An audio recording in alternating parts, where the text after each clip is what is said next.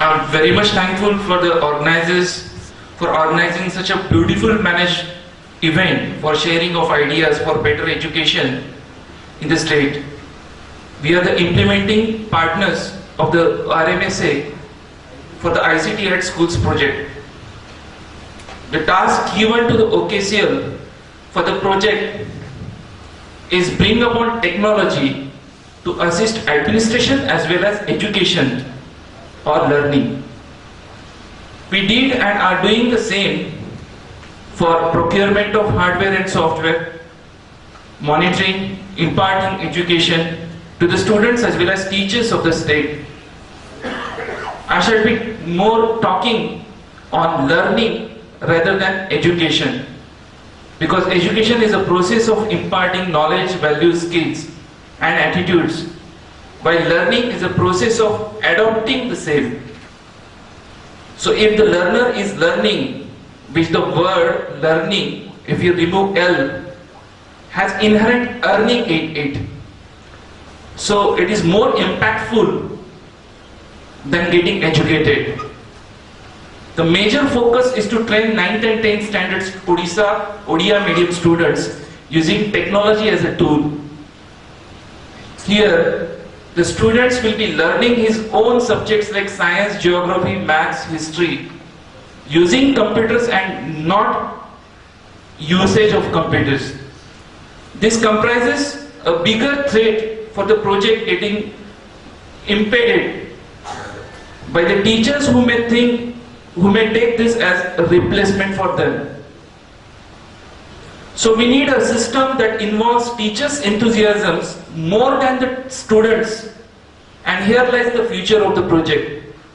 I have worked as a professor in one reputed engineering college for almost 10 years, and by means of that experience, I can surely tell you that the most detested part for a teacher is to check the question papers. So the focus of the entire e-content is partly on inform type and mainly on perform type.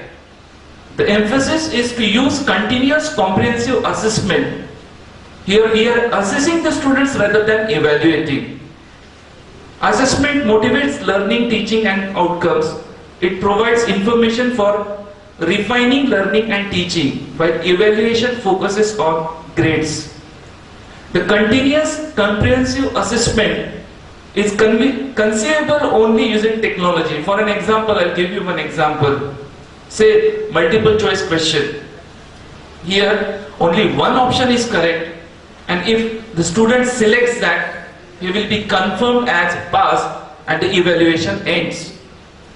But in assessment, even the incorrect answers are also mapped with some thought process. All the options are carefully crafted. If the student clicks correct option, gets full marks.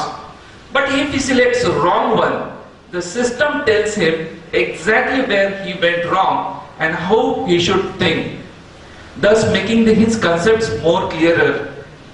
So even every mistaken choice, we have the probable error that the student might have made or about the process thought of. I do not think this is possible for any teacher handling a class of even 40 students to explain each and every student where and how he went wrong. Only technology can make this thinkable. We can even make use of multimedia to make the concepts clearer. If the students are able to answer the questions correctly, system can throw a next question with greater difficulty level and so on. The task is to build tons of questions like this. The challenge was and is to accommodate an average of 300 students using only 10 computers. This is likely to be when 4 students will share one computer. We have converted this challenge into an opportunity by bringing gamification in the process. First student from the group of 4 students will be asked an MCQ. After his click, the same question gets forwarded to the next student in the group asking his opinion about the answer first student has given. Then the third and then the fourth. This initiates discussions amongst the students, also boosting the teamwork. Thus, technology can be used by the teachers for this continuous comprehensive assessment, which otherwise is difficult. Educating the teachers is being done the way adults are educated. There are 4 layers of teaching teachers training. The first level is about handling the computers and other accessories, which is to be done at school level face to face. The other level is about use of IT. Now this is scenario based training, where we have built number of scenarios like preparing the lecture on functioning of heart. Here the teacher will be taught the best use of application software in stepwise manner. This definitely is not a 5 days task, but may require more than a month. So we have planned to prepare the training modules and to telecast the same over Doordarshan on daily basis, so as to engage all the teachers across the state. The same training modules will be made available on YouTube as well as on the local server of the schools.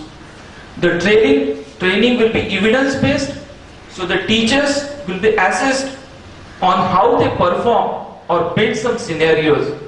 This is something learning by doing.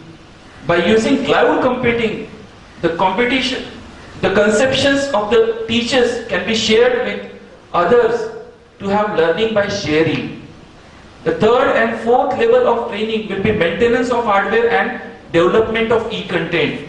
We assume that the entire hardware is fixed in the schools by the teachers themselves, and the e-content to be developed by Odisha teachers. The main challenge for all this is the hectic schedule of the teachers as well as the students, and thus resulting a big task to frame timetable for both. By now, the teachers and the students exerts in routine. We need to motivate them about the optimum use of technology. I conclude my session with an optimistic thought of bridging the knowledge divide by making obtainable to each and every student and the teachers of Odisha the same Wikipedia, Google and the gadgets that the rest world applies. Thank you.